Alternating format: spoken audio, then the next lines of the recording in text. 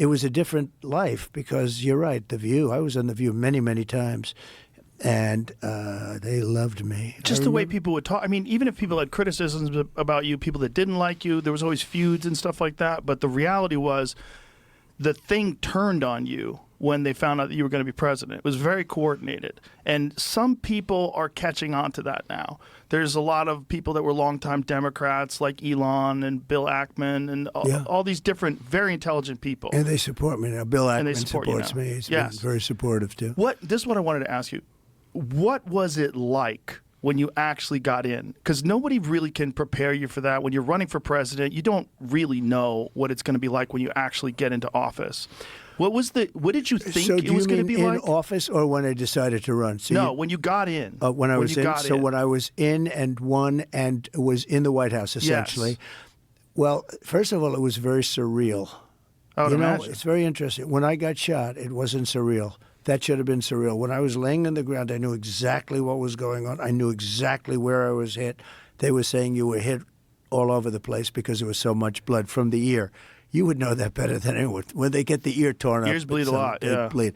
Anyway, so, and I was thinking the other day, when that happened, I really knew where I was. I knew exactly what happened. I said I wasn't hit anywhere else. With the presidency, it was a very surreal experience, okay? Like, what's day one like? You win, you get inaugurated, holy shit, I'm the president. Yeah, that's what happened. So I'm driving down Pennsylvania Avenue. I just built a building on Pennsylvania, the hotel, the old post office it was. We called it Trump National Hotel. And we sold it to the Waldorf Astoria.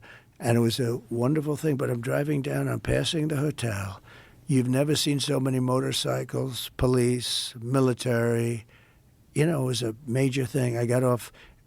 Really, the first time I used Air Force One, landed, and we're coming down, and it was very beautiful. I mean, it was incredible. And we're going down Pennsylvania Avenue in the opposite direction. Normally you're used to going one way, and all of a sudden you're going the other way. The street was loaded up, and I wanted to go out, and I wanted to wave to everybody, but that wasn't smart. The kid's a little bit dangerous, right? I mean, when you watch like Kennedy and some others, right? But I really felt, I don't know, the love was so crazy. And so I did get out of the car for a brief, just for a very short walk. I thought it was very important to do. And Melania got out with a beautiful dress on that became sort of a staple. It was, people loved it. And Barron, and we're walking down the street.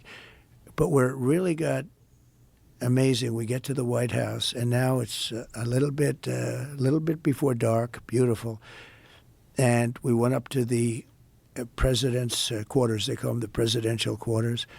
And I'm standing in this beautiful hallway.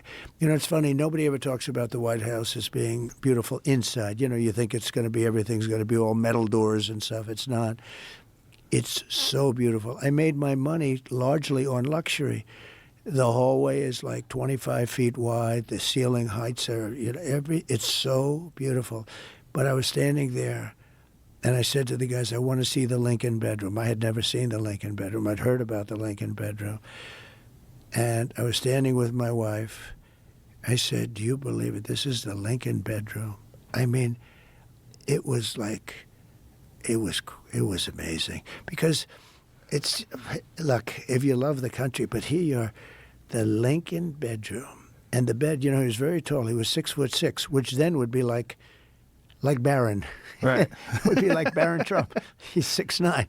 But 6'6", he was very tall. Then on top of that, there it is. He wore that. Yeah, there it is. It's a long bed, elongated bed. And because people were shorter than you see, some of the chairs are very, very low to the ground, actually. But he had the long bed, and they had you had the Gettysburg Address right on that, right under that. You can't see it here, but right there, the original version of the Gettysburg Address. And this is the original, and I'm looking, and I just looked around. I said, do you believe this? Because I was never a politician. First of all, even if you were a politician, but I was never a politician. I sort of just started, right? Right. And all of a sudden, I'm standing in the White House. And it was very, very surreal. That room was so beautiful to me, much more beautiful than it actually is. To me, when I looked at the bed, And the bed, you could see, it was a little bit longer, had to be a little bit longer. He lost his son, and they suffered, the two of them suffered from melancholia. They didn't call it depression. They called it melancholia, and they suffered from it. He was a very depressed guy, and she was a very depressed woman, more so than him. And on top of that, they lost their son, whose name was Ted. And it was just seeing it in the little pictures, a little tiny picture. I mean, you can't see the details there. Little tiny, everything the way it was, a little tiny picture of Tad, who he lost.